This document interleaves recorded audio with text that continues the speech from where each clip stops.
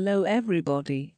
Welcome to Dreamland Fairy Tales, audiobooks. The story we are about to read is about the story of Alice in Wonderland by Lewis Carroll. Alice in Wonderland is the abbreviated title of Lewis Carroll's beloved and fantastical adventure novel, The Adventures of Alice in Wonderland, published in 1865. Follow Alice down the rabbit hole to a world that gets curiouser and curiouser. The White Rabbit, Mad Hatter, March Hare, Dormouse, Cheshire Cat, and the Queen of Hearts are among the memorable characters encountered by Alice.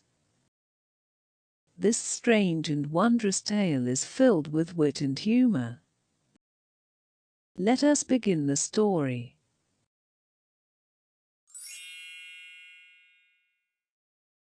Chapter 12. Alice's Evidence.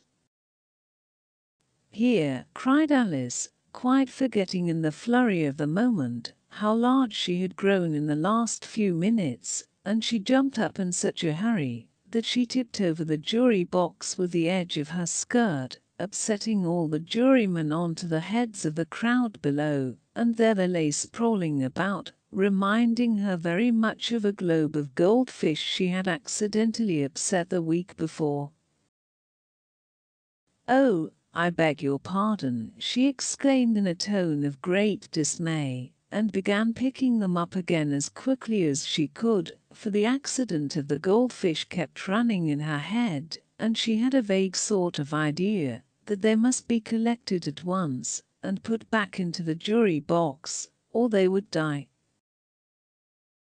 "The trial cannot proceed," said the king in a very grave voice, "until all the jurymen are back in their proper places. All," he repeated with great emphasis, looking hard at Alice as he said, "do." Alice looked at the jury box and saw that, in her haste, she had put the lizarden head downwards, and the poor little thing was waving its tail about in a melancholy way, being quite unable to move. She soon got it out again and put it right. "Not that it signifies much," she said to herself. "I should think it would be quite as much use in the trial one way up as the other." As soon as the jury had a little recovered from the shock of being upset, and their slates and pencils had been found and handed back to them, they set to work very diligently to write out a history of the accident, all except the lizard, who seemed too much overcome to do anything but sit with its mouth open, gazing up into the roof of the court. "What do you know about this business?" the king said to Alice. "Nothing," said Alice. "Nothing whatever," persisted the king. "Nothing whatever," said Alice. "That's very important," the king said, turning to the jury. They were just beginning to write this down on their slates when the White Rabbit interrupted. "Unimportant, your majesty means, of course," he said in a very respectful tone, but frowning and making faces at him as he spoke. "Unimportant, of course, I meant," the king hastily said, and went on to himself in an undertone, "important, unimportant, unimportant, important," as if he were trying which word sounded best. Some of the jury wrote it down important, and some unimportant. Alice could see this, as she was near enough to look over their slates, but it doesn't matter a bit, she thought to herself. At this moment the king, who had been for some time busily writing in his notebook, cackled out silence, and read out from his book, Rule 42. All persons more than a mile high to leave the court. Everybody looked at Alice. "I'm not a mile high," said Alice. "You are," said the king. "Nearly 2 miles high," added the queen. "Well, I shan't go, at any rate," said Alice. "Besides, that's not a regular rule." You invented it just now. It's the oldest rule in the book, said the king.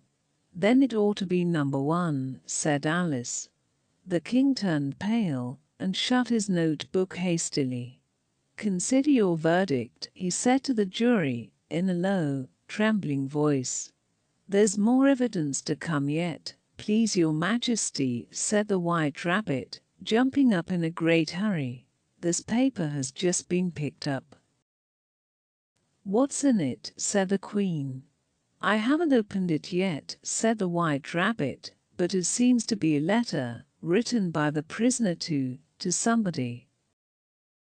It must have been that, said the King, unless it was written to nobody, which isn't usual, you know.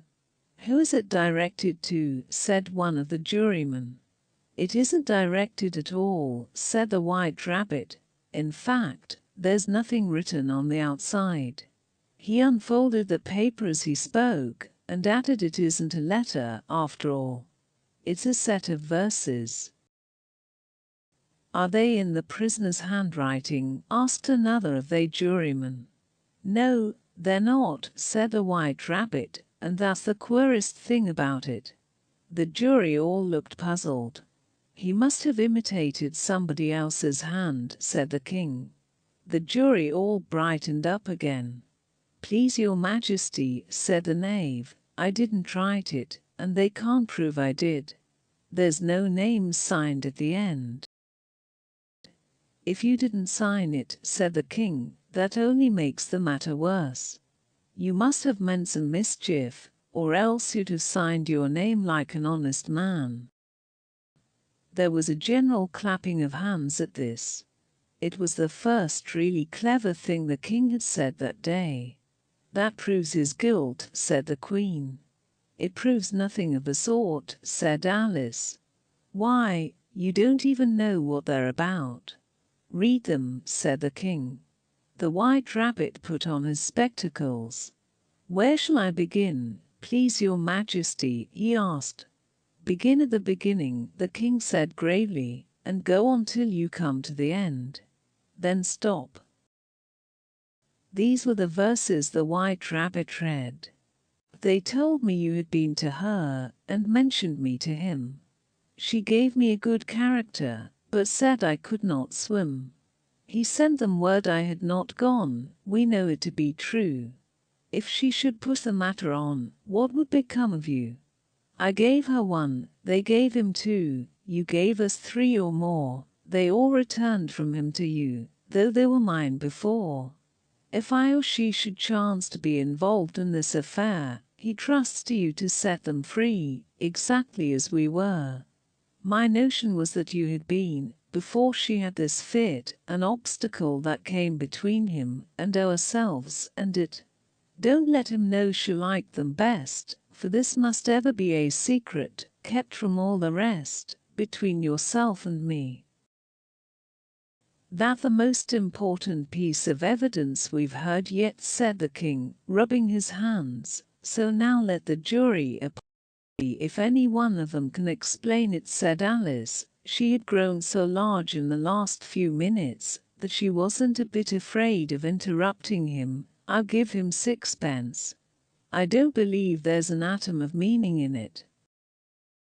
The jury all wrote down on their slates, she doesn't believe there's an atom of meaning in it, but none of them attempted to explain the paper. If there's no meaning in it, said the king, that saves a world of trouble, you know, as we needn't try to find any. And yet I don't know, he went on, spreading out the verses on his knee, and looking at them with one eye, I seem to see some meaning in them, after all. But said I could not swim. You can't swim, can you? He added, turning to the knave. The knave shook his head sadly. Do I look like it? He said. Which he certainly did not, being made entirely of cardboard.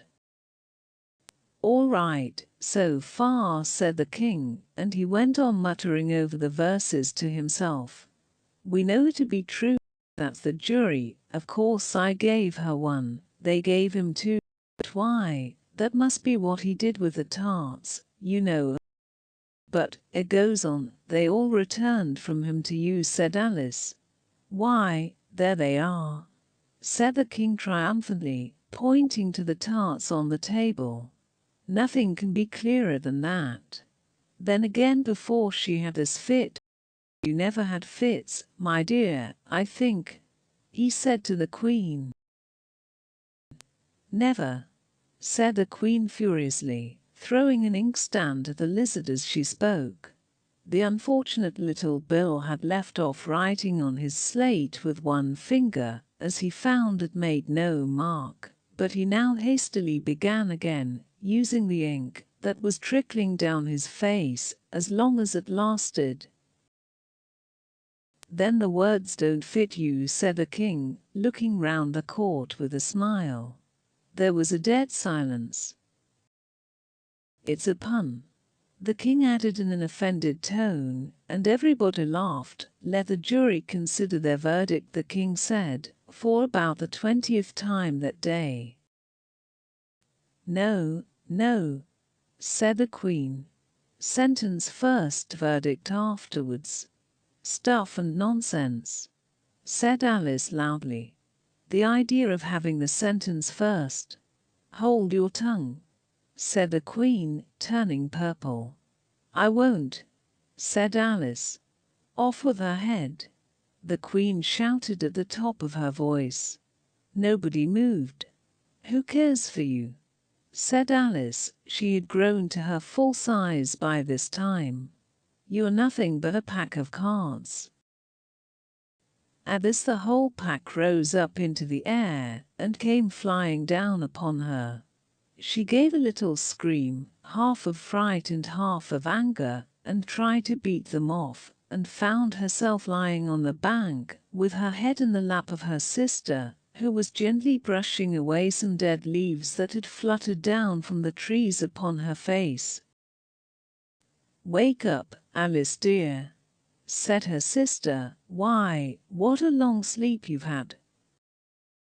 Oh, I've had such a curious dream, said Alice, and she told her sister, as well as she could remember them, all the strange adventures of hers that you have just been reading about, and when she had finished, her sister kissed her, and said, it was a curious dream, dear, certainly. But now run into your tea, it's getting late. So Alice got up and ran off, thinking while she ran, as well she might, what a wonderful dream it had been. But her sister sat still just as she left her, leaning her head on her hand, watching the setting sun, and thinking of little Alice and all her wonderful adventures, till she too began dreaming after a fashion, and this was her dream. First, she dreamed of little Alice herself, and once again the tiny hands were clasped upon her knee, and the bright eager eyes were looking up into hers. She could hear the very tones of her voice, and see that queer little toss of her head to keep back the wandering hair that would always get into her eyes, and still as she listened, or seemed to listen, the whole place around her became alive, the strange creatures of her little sister's dream. The long grass rustled at her feet as the white rabbit hurried by. The frightened mouse splashed his way through the neighboring pool. She could hear the rattle of the teacups as the March Hare and his friends shared their never-ending meal, and the shrill voice of the queen ordering off her unfortunate guests to execution. Once more the pig baby was sneezing on the Duchess's knee, while plates and dishes crashed around it. Once more the shriek of the griffin, the squeaking of the lizard's slate pencil, and the choking of the suppressed guinea pigs filled the air, mixed up with the distant sobs of the miserable mock turtle.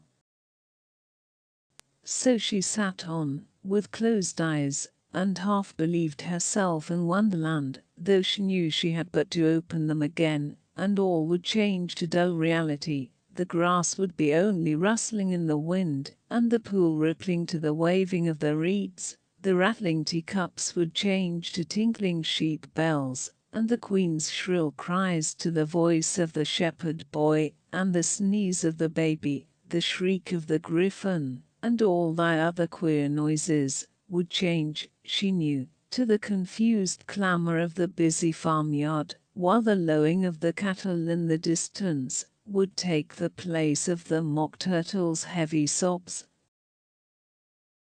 Lastly, she pictured to herself how this same little sister of hers would, in the after time, be herself a grown woman, and how she would keep, through all her ripe years, the simple and loving heart of her childhood, and how she would gather about her other little children, and make their eyes bright and eager with many a strange tale, perhaps even with the dream of Wonderland of long ago, and how she would feel with all their simple sorrows, and find a pleasure in all their simple joys, remembering her own child life and the happy summer days. And that is the end of chapter 12. Alice's Evidence, the final chapter in the tale Alice in Wonderland by Lewis Carroll. Check the link in the description and click it to read chapters 1 to 12 of the book. You might also enjoy the story of Dr. Know-All by the Brothers Grimm. The story is about a peasant named Crab saw how well a doctor ate and asked him how to become one. The doctor told him to buy an ABC book with a rooster up front, sell his oxen and car to buy doctor's equipment and clothing, and advertise himself as Dr. Know-All. Crab takes this advice serious and soon becomes a doctor under this name. If you enjoyed that story, leave a like and do not forget to subscribe to Dreamland Fairy Tales audiobooks. Hit notification bell button to be updated to our latest fairy tale stories and enjoy a complete collection of short stories for children. I hope you enjoyed reading with me. Until next time, goodbye.